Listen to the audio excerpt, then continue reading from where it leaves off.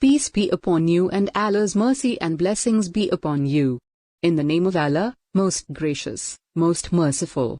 Sahih Bukhari number 602, narrated Abu Uthman, Abdurrahman bin Abi Bakr said, the Sufa companions were poor people and the Prophet said, whoever has food for 2 persons should take a third one from them, Sufa companions. And whosoever has food for 4 persons he should take 1 or 2 from them. Abu Bakr took 3 men and the Prophet took 10 of them. Abdurrahman added, my father, my mother and I were there, in the house.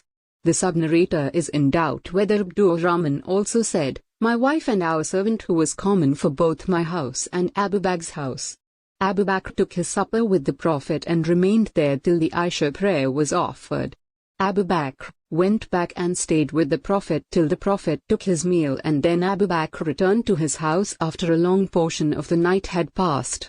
Abu Bakr's wife said, what detained you from your guests, O guest? He said, have you not served them yet? She said, they refused to eat until you come. The food was served for them but they refused. Abdurrahman added, I went away and hid myself, being afraid of Abu Bakr, and in the meantime he, Abu Bakr, called me, O Gunther, a harsh word. And also called me bad names and abused me, and then said, to his family, eat. No welcome for you. Then, the supper was served. Abu Bakr took an oath that he would not eat that food.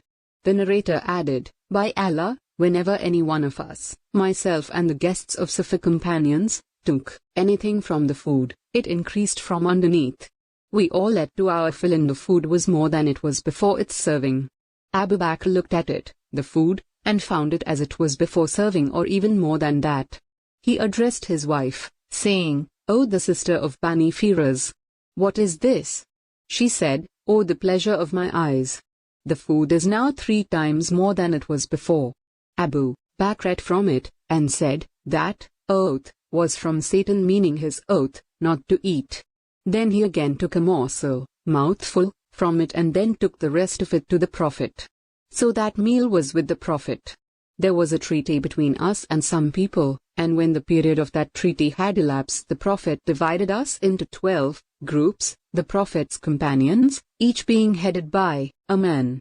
Allah knows how many men were under the command of each leader. So all of them, 12 groups of men, ate of that meal. May Allah guide us all to believe in this hadith. Ameen. Thanks for watching this video. Do like, share and subscribe.